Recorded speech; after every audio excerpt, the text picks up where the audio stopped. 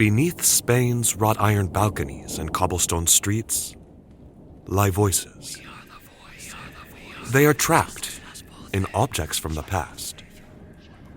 When touched, when the sun goes down, they tell their story. Be advised that this is a horror podcast with very adult themes.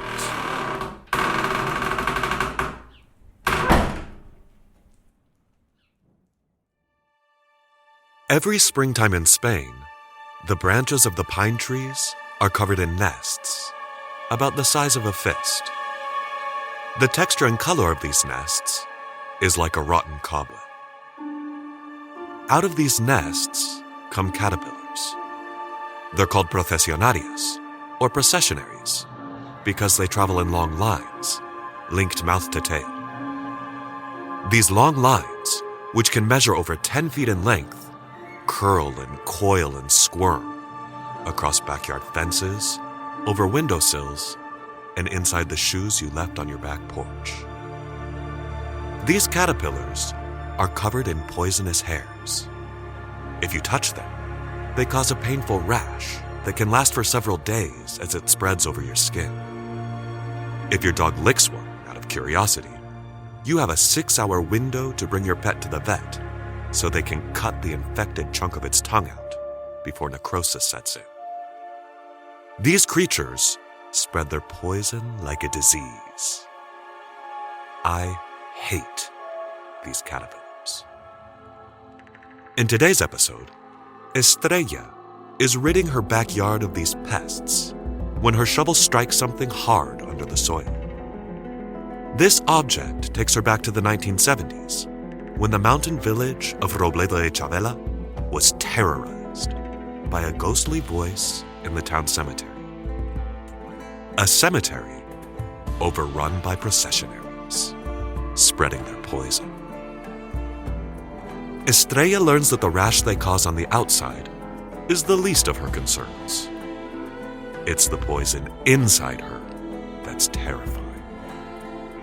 Yo soy Samuel. Bienvenido a Spanish Sundown. Robledo de Chavela, house by town cemetery under the church belfry, 2026. You have to be really careful with this part. It's important. I wrap duct tape around my ankles, where the pant leg meets my sock. 1, 2, 3 times, and 1 extra time, just in case. Then, I put a surgical mask on, the kind we wore during the pandemic. I pull my sweatshirt hood over my head and tighten the drawstring, as tight as it'll go, just a puckered circle for my eyes. No exposed skin. I don't want them touching my face. Putting duct tape around my wrists is more complicated because I'm already wearing thick brown leather gardening gloves. I fumble the roll. It's unwieldy, but I wrap it once, twice, 3 times, and then 4. If you leave even the slightest gap, they'll get in. And trust me, you really don't want them. It's about protecting yourself. All right, I'm set. There's a stone wall that surrounds my property. To one side is the church cemetery. The church has a tall belfry. It casts a shadow over the gravestone niches in the evening light. To the other side is my neighbor Borja's property. Fucking Borja. This is all his fault. I grab my shovel and walk toward the stone wall separating our yards. His house is a 1-story stone cottage. He inherited it from his father, Antonio. Beyond it, a field. I like looking at that field this time of year.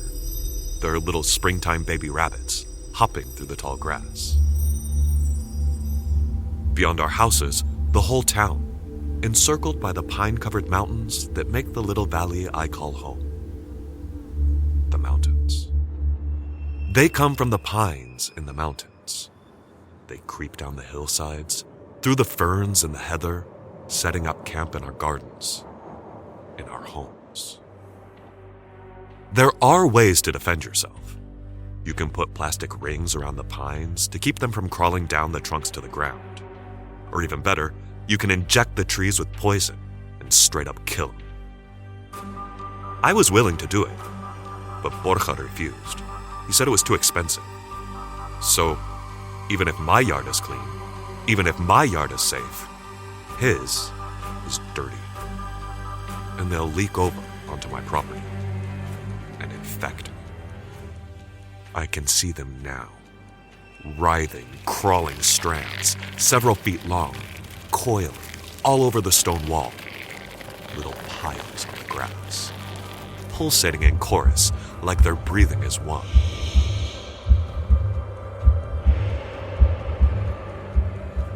Processionaries. Just one of these caterpillars' hairs touches my skin, and I'll have a burning rash for days. And not just where the assholes touch your skin, no, that rash spreads. And God forbid my dog Bruno lick one. I'd rather not have to have the vet cut a chunk of his tongue out. Poor dog, he's sick of being locked up inside the house. But I'm not taking any chances. He'll just have to wait until I get this cleaned up.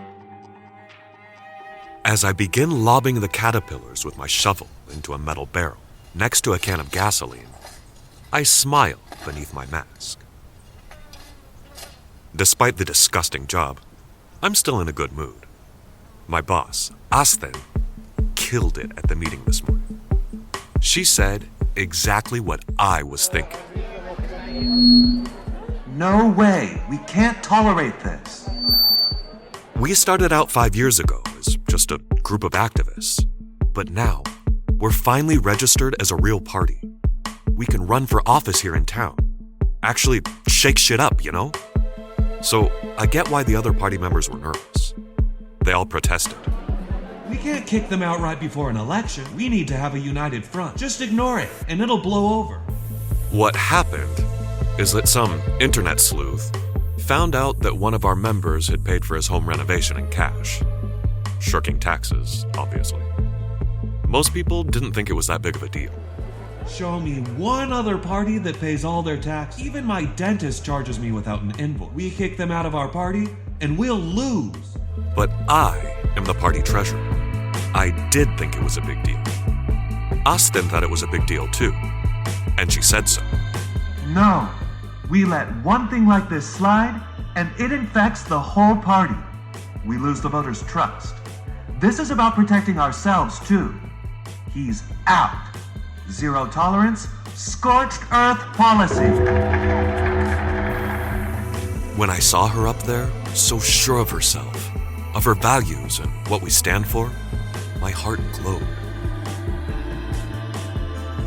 I don't know how old Asten is exactly. All I know is she got involved in politics back in the 70s, before women could even vote. Her chest puffed out, I could have hugged her. Hell, I could have kissed her. We're better than that. I'm better than that. Zero tolerance. Scorched earth policy. That's what I'm talking about. Hey, beautiful. I almost dump my shovel full of writhing bugs on the ground when I hear his voice. Ugh. Borja. I hate it when he calls me beautiful. A cigar under his mustached lip. The ever-present glass of whiskey in his hand. Spanish flag bracelet around his wrist. Visible streaks of gel around the few hairs he has left, plastered to his balding skull. Green cotton pants so tight they're stuck halfway up his butt crack. Idiot. He's the son of a poor farmer, but he tries to dress like some pseudo-rich landowner. Makes it even more pathetic. My neighbor. I speak through my mask. What do you want, Borja? Borja is my neighbor. And he's also Asten's ex-husband. I never understood how she could be with such a terrible guy. I was thrilled when they split up. Just came by to say hi. Been a bit bored lately. Oh, sorry to hear that. Yeah. I've been spending a lot of time online. Man, it's addictive. I've even started posting my own videos. Cool, Borja. So, you're the treasurer of Aston's party, huh? That's right. You should take me out for coffee with all that party money. Yeah, about that. With my gloved right hand, I touch my left wrist. It itches. I wrap the duct tape too tight. Borja continues. Watch my videos. You'll want to buy me a coffee. Yeah, right, weirdo. Huh. You look like an alien. Really suited up there, huh? Well, Borja, someone didn't treat their pines, so now I have to clean up the mess. And I don't want a rash. I have nothing else to say to him. Listen, I don't want to be rude, but I've still got work to do. He smiles, stupidly. Sure. Good luck with that. Let me know if you ever want to buy me that coffee. I decide to just ignore him and keep on shoveling. He stands there for about 30 seconds, watching me, sipping his whiskey.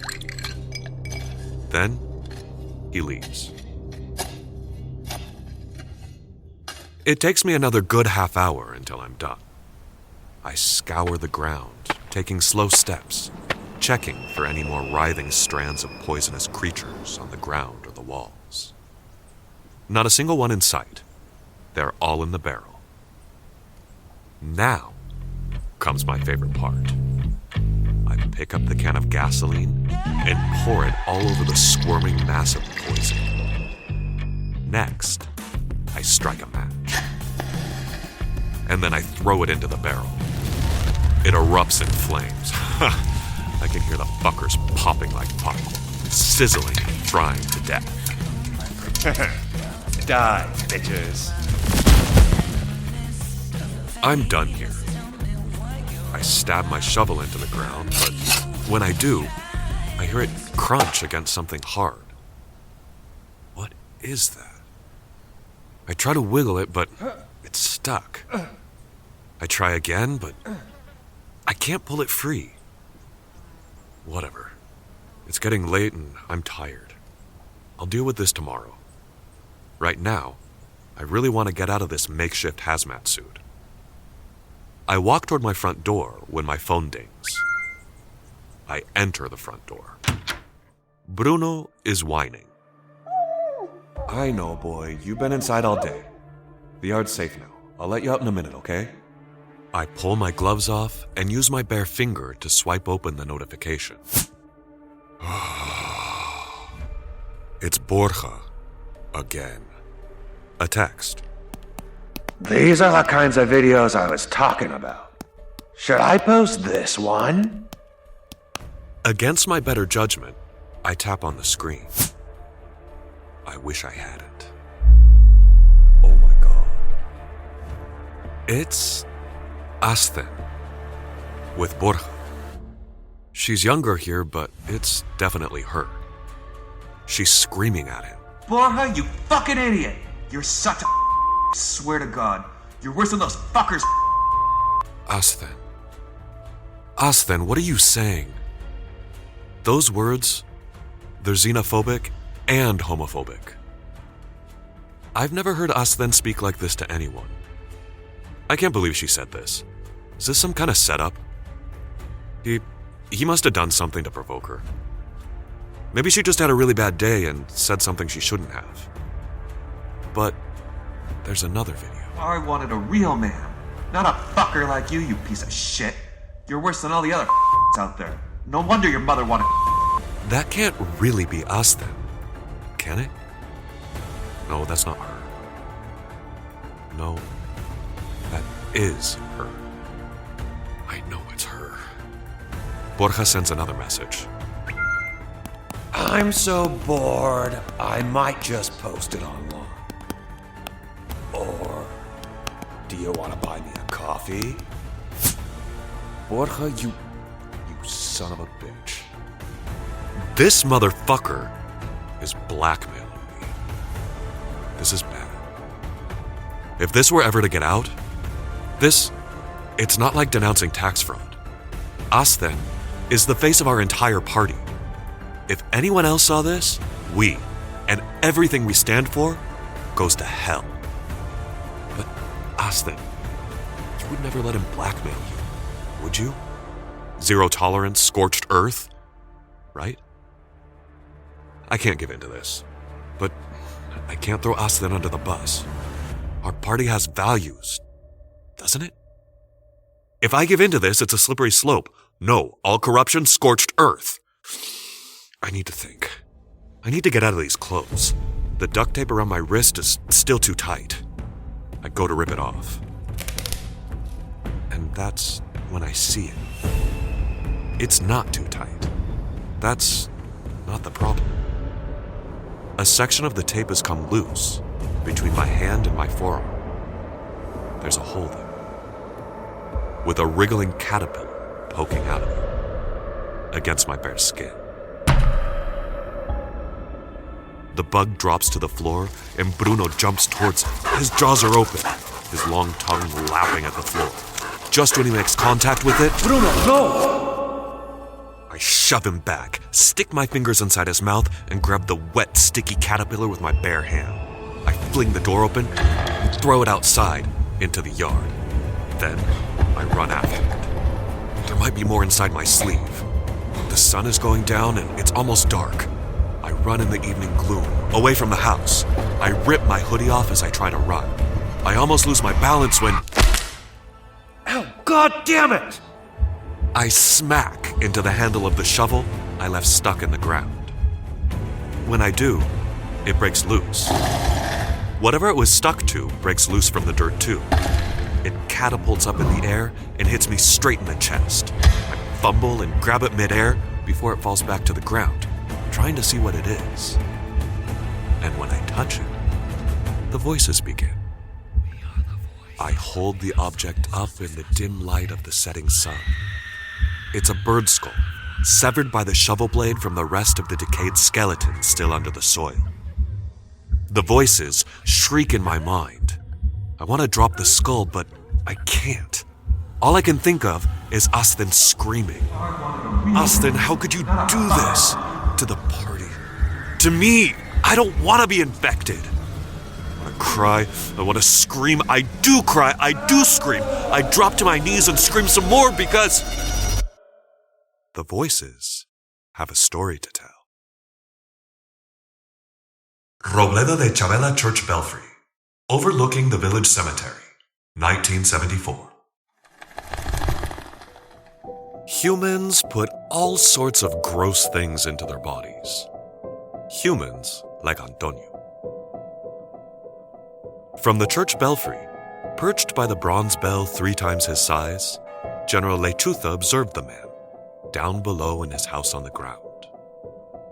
Although far away, on the other side of the cemetery, the general's eyes were sharp enough to see the 1-story gray stone cottage, and through the open window into the man's living room. He was on his 3rd glass of cognac, making his way through his 2nd pack of cigarettes. His evening routine, like a disease, spreading through his system. Disgusting.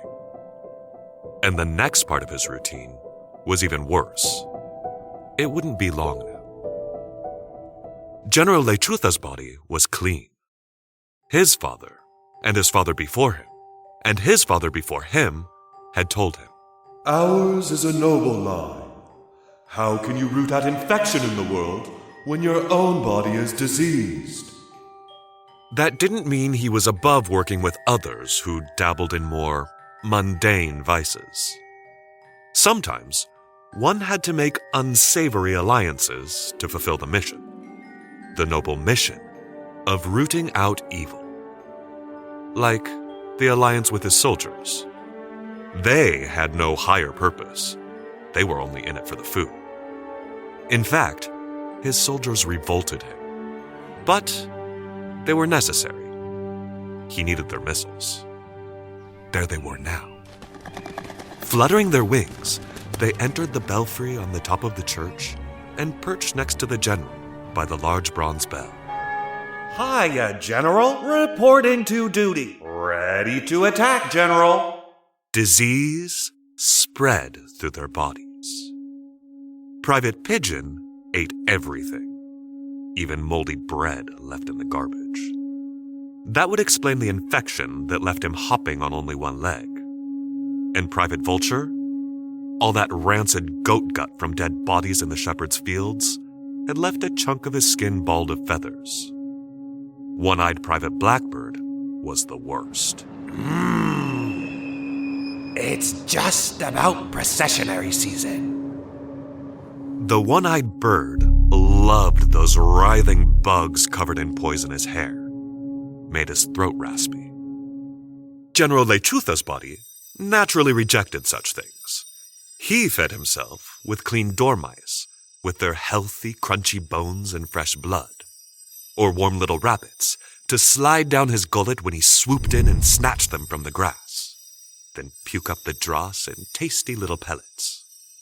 Proper food for a barn owl of noble lineage, for a barn owl with a noble purpose, to eradicate evil from the world. Soon, he would hunt his tasty food at nighttime, in the field, just under the mountain. He addressed his soldiers. Privates, you know the drill. After I open the attack with my voice, you fire the missiles. The soldiers were nervous, excited, hopping and fluttering about. Aye, aye, General. You got it, General. We're ready, General. General Lechutha whipped his head 180 degrees, down at Antonio in the house below. The man was bellowing. Borja, get in here. As he spilled whiskey on his stained white undershirt.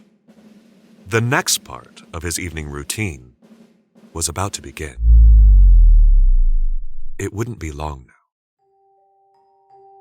There were two good things about the Processionaries. First, they gave his soldiers good ammunition. They had to fuel their missile launchers somehow, after all. Second, when the Processionaries left their nests, that meant it was finally the time of year when the dormice and the little rabbits would finally show themselves in the field again. The winter had been so long and cold. It had been so long since he had had a proper meal. And he was hungry. Faint, even. But he could not show this weakness to his soldiers. He whipped his head 180 degrees again, looking down at Antonio. He had begun the second part of his evening routine. Smacking his little son, Borja. You come to me when I call. Hey, Daddy, no! It was time. Time to root out evil.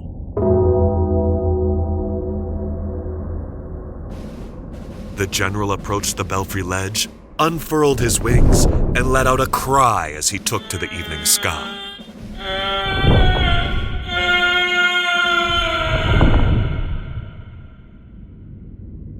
Barn owls don't hoot like the common owl, their lesser relatives. No, they shriek. Strident, dissonant sounds clambered through his vocal cords, meshing, clashing, and rubbing against each other. They burst out of his mouth in a torrent of skin-crawling noise. General Lechutha circled around the evening sky. The noise gushed and spilled out down into the cemetery below. As the waves of sound expanded, they enveloped the tombstones, whooshing, whirling, and swirling, growing in strength, twisting, distorting, until they climbed the wall and shot inside Antonio's house, hitting drunk Antonio in the face, screeching into his eardrums. Like a phantom noise. General Lechutha loved this part. The man stopped hitting his little son Borja. The inebriated, sardonic smile on his face vanished. as his skin turned white.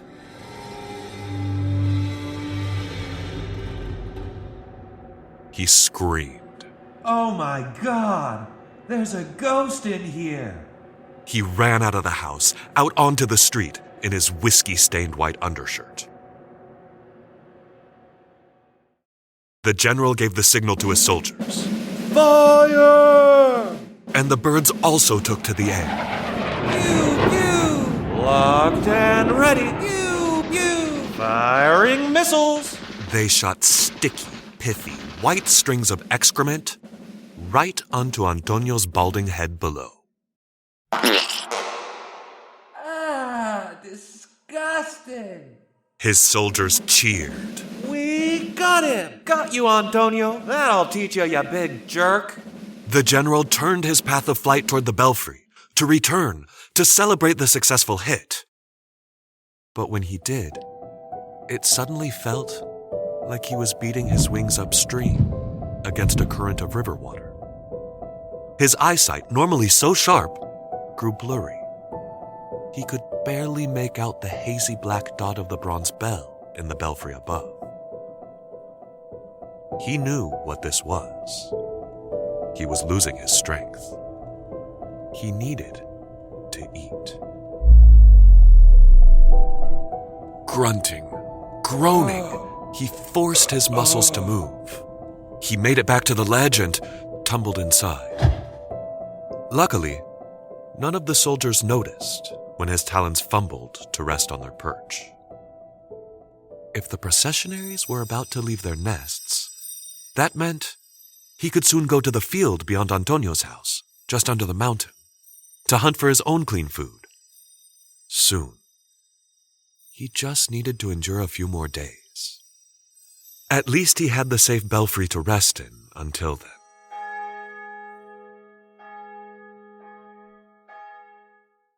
General Lechuza the Barn Owl and his soldiers continued their attacks every evening. Instead of shrieking from the sky, he stood on the ledge of the belfry. He didn't have the strength to fly, but his voice still terrorized the streets below. All while his soldiers shot strings of excrement at the villagers. Pew, pew! Firing! Pew, pew! Locked and ready! Pew, pew! Fire at will! None of them questioned why he no longer flew. They were just happy to eat and poop. They never suspected he was so weak he could barely stand. In any event, their campaign was working. Antonio had quit the whiskey and tobacco for his rosary, which he now prayed every night in his bedroom instead of wailing on little Borja. Ave María, llena eres de gracia. Padre nuestro que está en los cielos, bendito sea el fruto de tu vientre. And after a head full of white gooey liquid, Mercedes had stopped stealing cakes from the bakery. And when little Pablito got a mouthful of bird waste, he never told a falsehood again. Now, not just Antonio, but the entire village believed there was a vengeful spirit in the church cemetery. There's a ghost! It's come to punish us! Dear God, save us! The next night, when his soldiers arrived for their customary bomb squad attack, the general approached the ledge and opened his mouth to shriek. But nothing came out. He tried again. Nothing. Turning to his men, all he saw was a blurry haze of shapes tittering on a perch. He managed to whisper, "You're all on leave tonight." The soldiers were so overjoyed at the news Yippee! Hoo-hoo! I'm gonna look for some moldy bread. that they didn't notice how he swayed, almost falling. I'm gonna eat some potato chips. I'm gonna look for a dead body. Yippee! Private Blackbird rasped out. Yippee! I'm going to hunt processionaries. It's time! Just the thought of it made General Lechuza's stomach convulse. But if Private Blackbird found the processionaries, that meant he could soon fly to the field just below the mountain. He could hunt clean, crunchy dormice and juicy little rabbits. For now, he would stay safe in his belfry, his refuge. The next day, while sleeping next to the big bronze bell, he had a dream. Private Blackbird was standing in a field, surrounded by hundreds of curling coils of processionaries. With his one eye, he leaned down, opened his beak, and began to feast on a long, hairy strand of writhing caterpillar. Delicious. Sucking one after another down his gullet.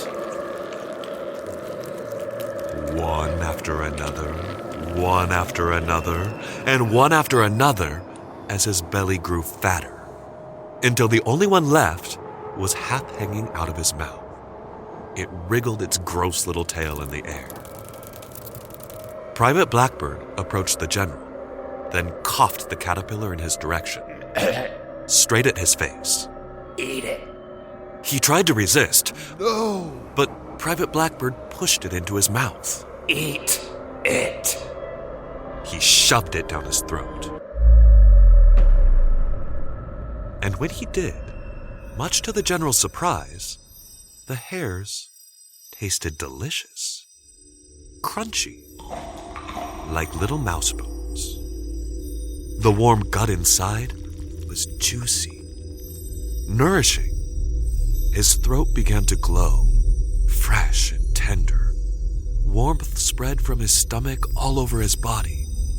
After feeding, he stretched his wings and took to the sky, beating them powerfully, feeling his strength soaring through the heavens.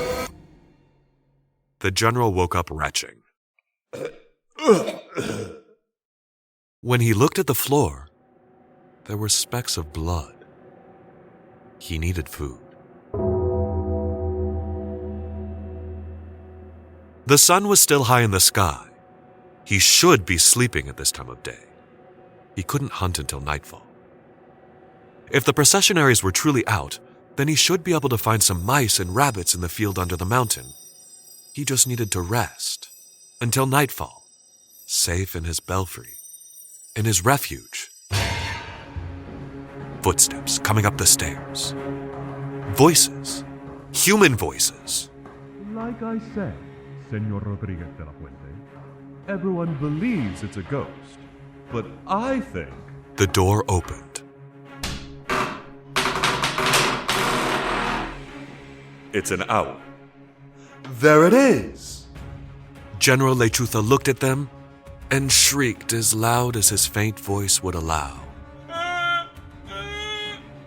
By God, Father, you're right. I knew it. Two men. One dressed in a long black robe with a white collar. The other in a brown and green tweed jacket, holding a black cylinder with a foam covering on the tip. They were in his belfry, in his refuge, invaders. General Lechuza didn't have the strength to fight. Retreat. He needed to retreat. As he dragged himself to the ledge, he looked at the two men, their figures blurrily waving before his eyes. So weak, he could barely move. How would he ever fly? The man in the long black robe laughed. I told them they were being superstitious.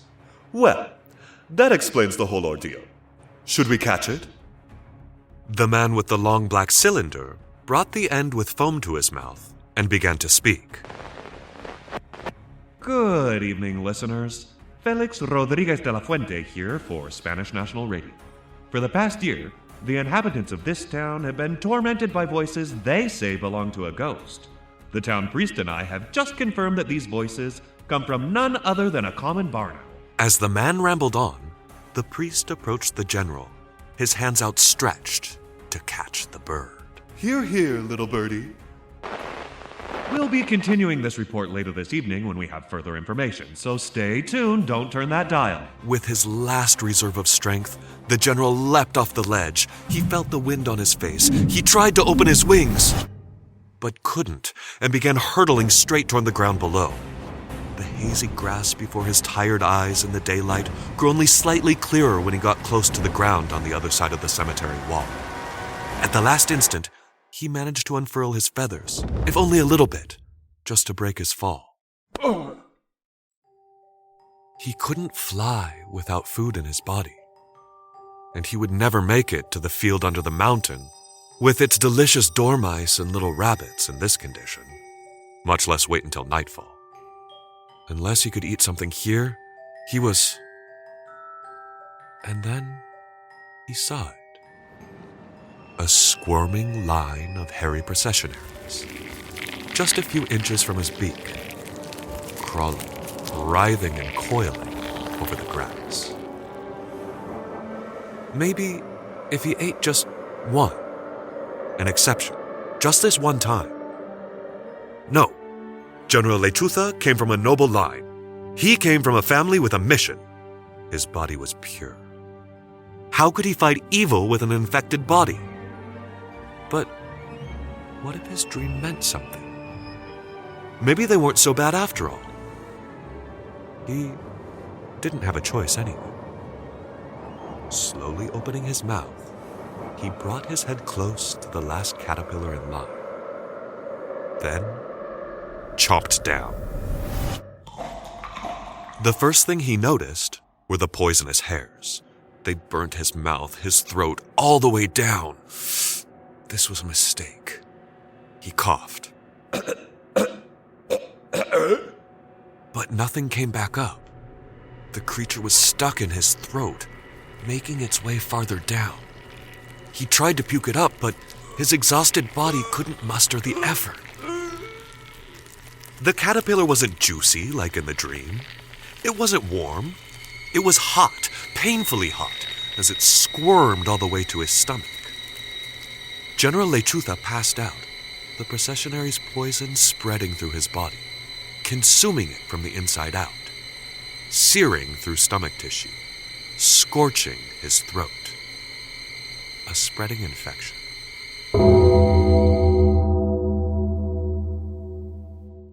He never did make it to the field under the mountain, with the delicious dormice and fresh little rabbits. And so, the ghost disappeared from the mountain village of Robledo de Chavela. Years of dirt and grass and leaves accumulated over his body. When his flesh rotted away, all that was left were his bones, which were discovered again decades later when Estrella's shovel separated his skull from the rest of his decayed body in her backyard. Robledo de Chavela, House by Town Cemetery, under the church belfry, 2026. I was lucky and got Bruno to the vet in time. They had to cut out a chunk of his tongue, but hey, at least he survived. Good boy, Bruno. You'll be okay, buddy. Then, I stopped at the ATM on the way home. With the party card, I withdrew several €100 bills. I'd have to think of a way to justify this on the books. I wasn't sure how much this coffee was going to cost me, so I withdrew a few more bills. I'm pulling into Borja's driveway right now. He's waiting for me, outside, under the porch light. Smiling stupidly. That cigar under his mustached lip. That glass of whiskey in his hand. Hey, beautiful. You decide you want to buy me that coffee? I thrust a handful of bills in his direction. Is this enough for your coffee? He slowly counts them. Then he speaks.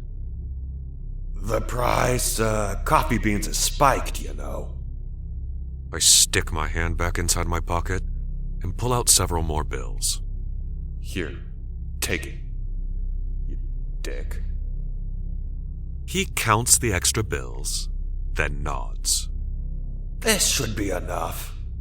I don't feel so bored now. Then he glances down at my wrist. Oh, wow. That's one nasty rash you got there, beautiful. It looks like the Processionaries got to you through that suit after all. Huh? I look at my wrist too. The rash is spreading up my arm.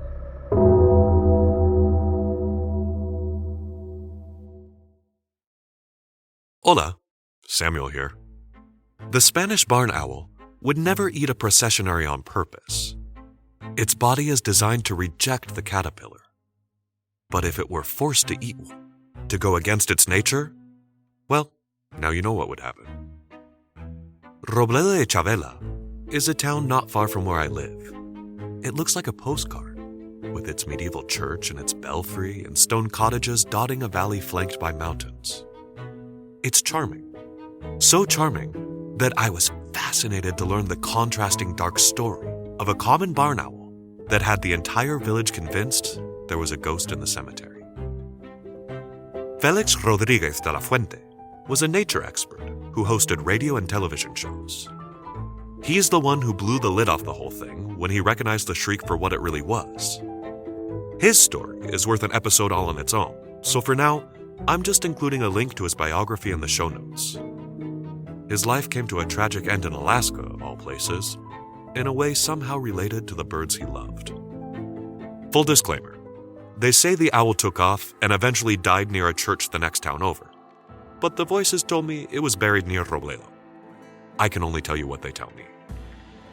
In addition to the bio of our journalist nature expert, you can check our Facebook and Instagram accounts for pictures of processionaries and the church belfry in the town where this episode took place. It's also a great way to join the Spanish Sundown community and drop by to say hi. Just search for @SpanishSundown. I hope you liked today's episode. Something a little different. Something still horrific, but a bit more lighthearted. I'm Samuel Mattern, and I created and produced this podcast. Special thanks to Simon Jones for the original theme music. Until night falls and the voices speak again, thank you for listening to Spanish Sundown.